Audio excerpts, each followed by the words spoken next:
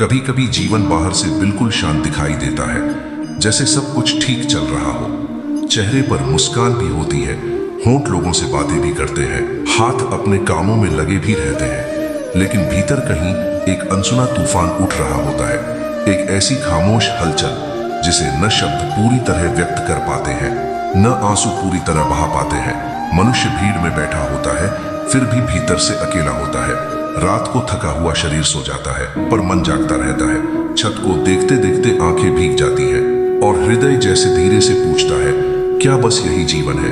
हृदय के किसी गहरे कोने में एक रिक्तता जन्म लेने लगती है, एक ऐसा खालीपन जिसे न धन भर पाता है, न वैभव, न प्रशंसा, न संबंध। संसार कुछ क्षणों के लिए मन को बहला तो देता है, लेकिन आत्मा को तृप्त नहीं कर पाता।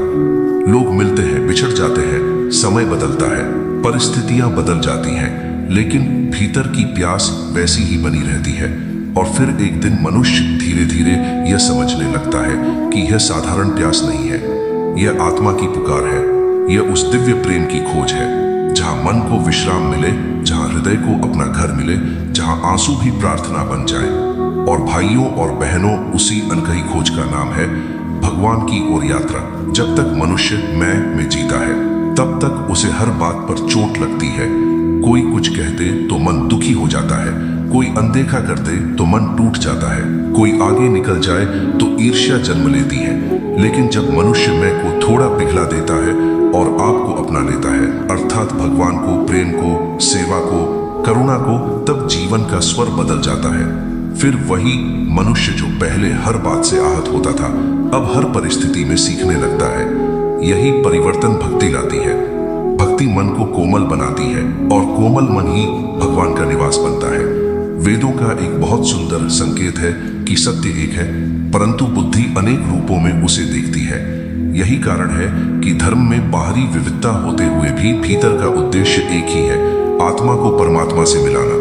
उपनिषदों का मर्म यही है कि जो बाहर दिखाई देता है वही अंतिम सत्य नहीं है। यह शरीर नहीं, आत्मा है।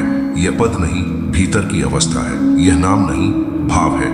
यह दिखावा नहीं, समर्पण है।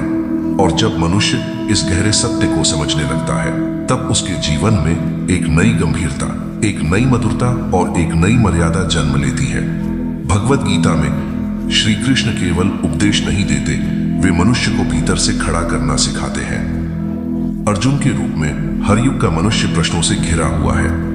कभी वह कर्तव्य को लेकर उलझता है, कभी संबंधों को लेकर, कभी भय को लेकर, कभी भविष्य को लेकर। लेकिन गीता का संदेश एकदम सरल है, अपने कर्म में स्थिर रहो, अपने मन को भगवान में लगाओ और परिणाम की चिंता छोड़ दो।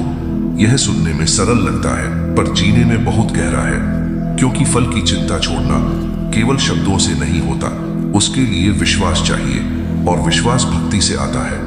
भगवत गीता में भगवान कहते हैं, कर्म करो, लेकिन फल का अधिकार नहीं। इसका अर्थ यह नहीं कि मनुष्य उदासीन हो जाए, इसका सा अर्थ यह है कि वह अपने कर्म को पवित्र बनाए। जब कोई किसान बीज बोता है, तब वह हर घड़ी खेत में बैठकर अंकुर को नहीं खींचता, वह समय पर पानी देता है, धैर्य रखता है और प्रकृति के विधान पर विश्वास करता है। ठीक वैसे ही मनुष्य को भी अपने जीवन के बीज परिश्रम, श्रद्धा और समर्पण के साथ बोने चाहिए, फल भगवान पर छोड़ देने चाहिए। यही कर्मयोग है, यही संतुलित जीवन है, यही शांत जीवन है। अब एक और बात सुनिए, मनुष्य की सबसे बड़ी भूख केवल रोटी की भूख नहीं होती। शरीर की भूख तो भोजन से शांत हो जाती है, लेकिन आत्मा की भूख केवल प्रेम से शांत होती है। इसलिए धन बढ़ने के बाद भी बहुत से लोग खाली रहते हैं। कारण यह नहीं कि उनके पास कम है, कारण यह है कि उनके भीतर प्रेम का स्रोत सूख गया है। प्रेम वही नहीं है जो केवल संबंधों में मिलता है। सच्चा प्रेम वह है जो भगवान की स्मृति से जागता है। जब मनुष्य राधे राधे कहता है, तब वह केवल दो शब्द नहीं बोलता, वह अपने भीतर एक प्रकाश बुलाता है। जब वह श्री कृष्ण कहता है, तब वह केवल नाम नहीं लेता, वह अपनी चेतना को एक दिव्य स्पर्श देता है। कलयुग की यही विशेषता है कि यहाँ मनुष्य बहुत जल्दी थक जाता है, बहुत जल्दी विचलित हो जाता है, बहुत जल्दी निराश हो जाता है। इसलिए इस युग में कठोर तप से अधिक सरल नाम स्मरण का महत्व है। नाम एक ऐसा सहारा है जो किसी भी अवस्था में लिया जा सकता है, चलते हुए भी, बैठते हुए भी, रोते हुए भी, हंसते हुए भी। नाम के लिए किसी विशेष स्थान की आवश्यकता नहीं, किसी विशेष मुद्रा की आवश्यकता नहीं, किसी विशेष योग्यता की आवश्यकता नहीं, बस एक सच्चा हृदय चाहिए। और यही कारण है कि संत कहते आए हैं कि कलयुग में भगवान का नाम ही सबसे बड़ा आश्रय है। संत परंपरा हमें यही सिखाती है कि भक्ति बाहरी प्रदर्शन नहीं है, भक्ति तो वह आंतरिक सुगंध है जो मनुष्य के व्यवहार से प्रकट होती है। यदि कोई व्यक्ति बहुत मंदिर जाता है लेकिन भीतर क्रोध से भरा है तो उसकी यात्रा अधूरी है। यदि कोई व्यक्ति अधिक शास्त्र नहीं पढ़ पाया लेकिन उसका हृदय करुणा से भरा है तो वह भगवान के अधिक निकट है। भगवान भाव देखते हैं, संख्या नहीं देखते। आंसू देखते हैं, आडंबर नहीं देखते। समर्पण देखते हैं, प्रदर्शन नहीं देखते। यही भक्ति का रहस्य है। त्रेता युग में मर्यादा सर्वोपरि थी। वहां धर्म केवल उपदेश नहीं था, जीवन की रीढ़ था। श्री राम का चरित्र इस बात का प्रमाण है कि सत्य के लिए त्याग करना पड़ता है। जब वे वन गए तब उन्होंने यह दिखाया कि धर्म केवल विजय का नाम नहीं बल्कि पराजय में भी अपनी गरिमा बचाए रखने का नाम है। सीता माता का धैर्य, लक्ष्मण की सेवा, भरत का त्याग, हनुमान की निष्ठा, यह सब हमें बताता है कि संबंध तभी सुंदर बनते हैं जब उनमें कर्तव्य, प्रेम और मर्यादा का संतुलन हो। द्वापर युग में श्री कृष्ण ने जीवन को और गहरे अर्थ दिए। उन्होंने माखन चुराया तो प्रेम सिखाया, उन्होंने बांसुरी बजाई तो हृदय को आकर्षित किया, उन्होंने गोवर्धन उठाया तो संरक्षण का संदेश दिया और उन्होंने गीता सुनाई तो जीवन का दर्शन दिया। श्री कृष्ण की लीला यह सिखाती है कि भगवान केवल गंभीर उपदेशक नहीं होते, वे प्रेम के खेल के भी स्वामी हैं। कभी वे हंसाते हैं, कभी रुलाते हैं, कभी चुप कराते हैं, कभी जगाते हैं। भक्त का काम केवल इतना है कि वह हर रूप में उन्हें पहचानना सीखे। सतयुग में धर्म अपने पूर्ण तेज में था। मनुष्य के भीतर और बाहर एक प्रकार की शुद्धता थी, पर जैसे जैसे युग बदले मनुष्य का मन चंचल होता गया। आज का मनुष्य सूचना में समृद्ध है लेकिन शांति में दरिद्र है।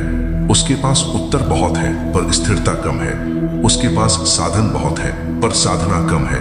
और इसीलिए अब सबसे बड़ी आवश्यकता है अपने भीतर लौटने की। भीतर लौटने का अर्थ है भगवान की स्मृति में लौटना।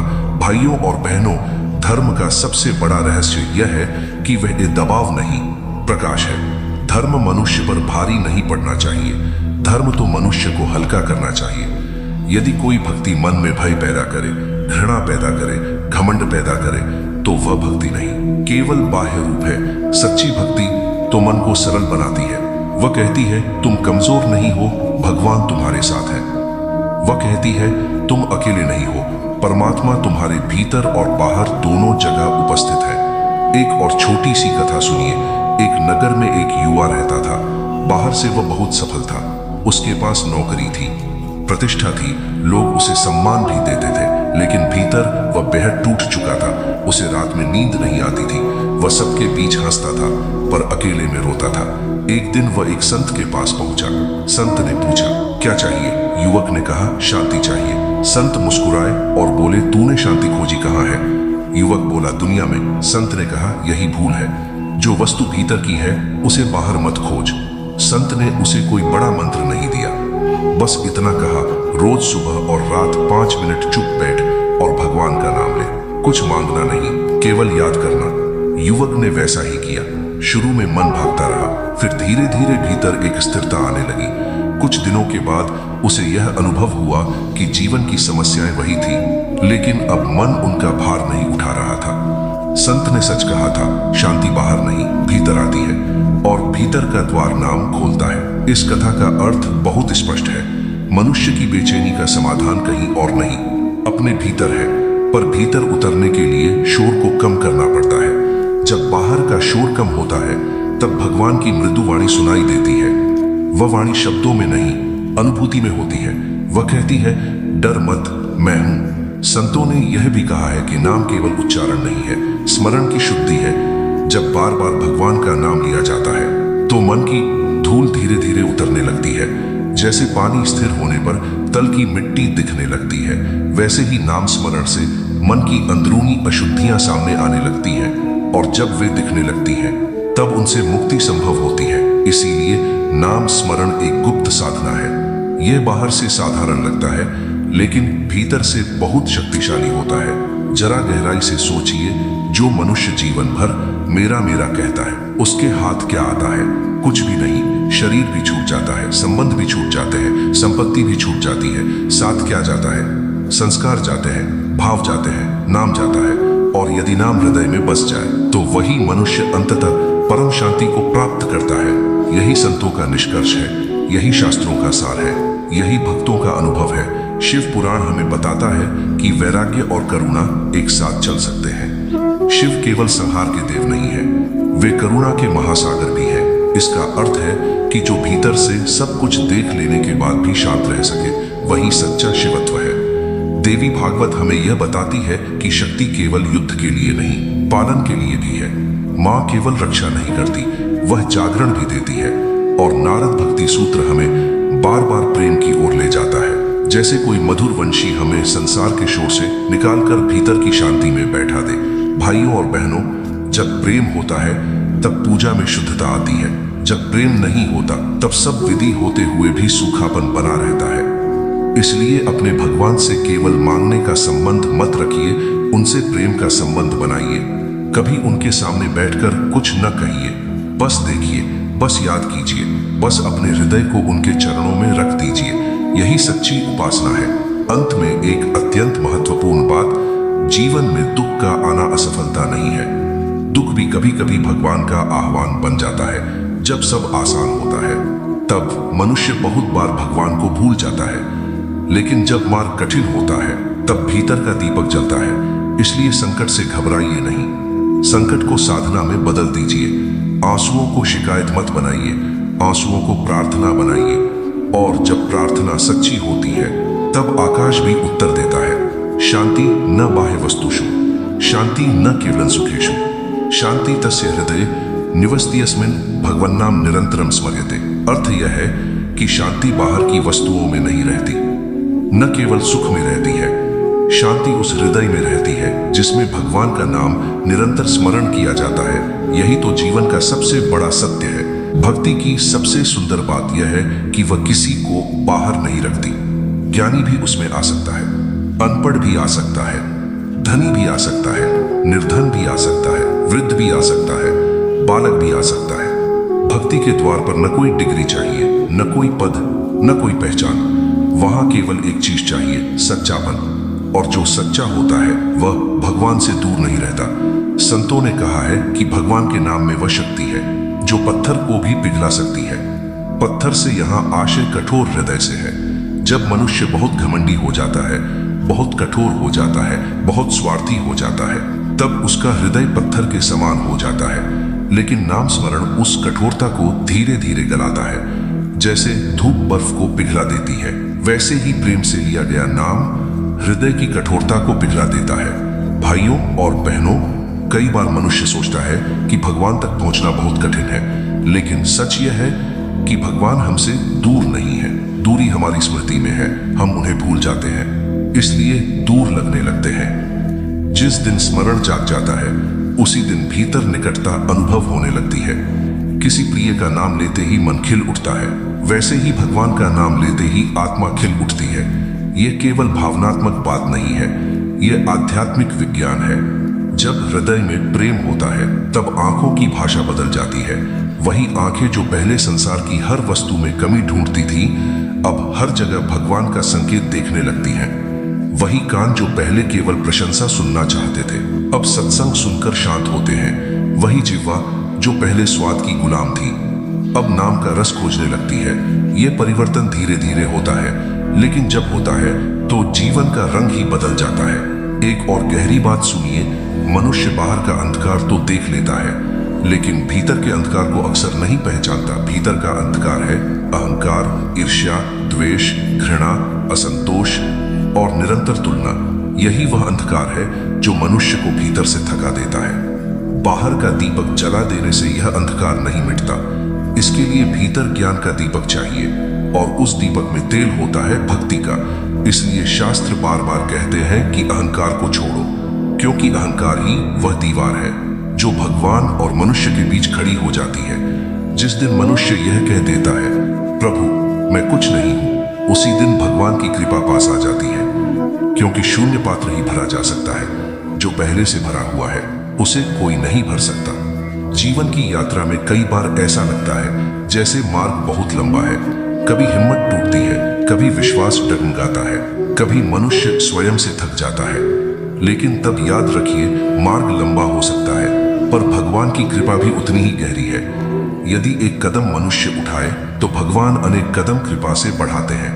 यदि मनुष्य एक बार पुकारे तो भगवान अनेक बार उत्तर देते हैं। रामचरितमानस का भाव भी यही है कि जब जब मनुष्य प्रभु के नाम को पकड़ता है तब तब उसका जीवन संवरता है। तुलसीदास जी ने राम के नाम को केवल उच्चारण नहीं, जीवन का आधार बताया है, क्योंकि नाम वही नहीं जो जीभ पर हो, नाम वह है जो हृदय को बदल दे। जरा सोचिए, यदि एक व्यक्ति प्रतिदिन किसी के लिए मीठा बोले, प्रेम से बोले, करुणा से बोले, क्षमा से बोले, तो उसके घर का वातावरण कैसा होगा। और यदि वही व्यक्ति क्रोध, अपमान, कटुता और अभिमान से भरा हो तो उसका घर कैसा होगा। इसलिए भक्ति का फल केवल मंदिर में नहीं दिखता, वह घर के व्यवहार में दिखता है, संबंधों में दिखता है, वाणी में दिखता है, दृष्टि में दिखता है और मौन में दिखता है। सच्चा भक्त वह नहीं जो केवल आरती के समय भावुक हो जाए। सच्चा भक्त वह है जो किसी के दुख में चुपचाप खड़ा रहे, जो किसी गिरते हुए को पकड़ ले, जो किसी रोते हुए को सहारा दे, जो किसी भूखे को रोटी दे, जो किसी थके हुए को दिलासा दे। यही भगवान की सेवा है, क्योंकि हर प्राणी में भगवान का अंश है। यह बात यदि हृदय में बैठ जाए तो जीवन की दिशा ही बदल जाती है। संतों ने यही तो सिखाया है, जीव में शिव देखो, माँ में करुणा देखो, पिता में संरक्षण देखो, संत में दिशा देखो, गुरु में प्रकाश देखो। और हर श्वास में भगवान को महसूस करो। जब यह दृष्टि आती है तब संसार बोझ नहीं लगता, वह लीला लगाने लगता है। तब दुख भी सीख बन जाता है, सुख भी परीक्षा बन जाता है और हर दिन साधना बन जाता है। यही जीवन की ऊंचाई है। कभी किसी वृद्ध की आंखों में झांक कर देखिए, कभी किसी बच्चे की निष्कपट हंसी में देखिए, कभी किसी भूखे के चेहरे पर रोटी रखकर देखिए, कभी किसी रोते हुए के कंधे पर हाथ रखकर देखिए।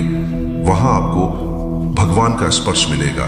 भगवान केवल मंदिरों में नहीं रहते, वे करुणा में रहते हैं, वे सेवा में रहते हैं, वे क्षमा में रहते हैं, वे प्रेम में रहते हैं। और जो मनुष्य इन गुणों को अपने जीवन में उतारता है वह धीरे धीरे स्वयं भगवान के निकट पहुंचने लगता है।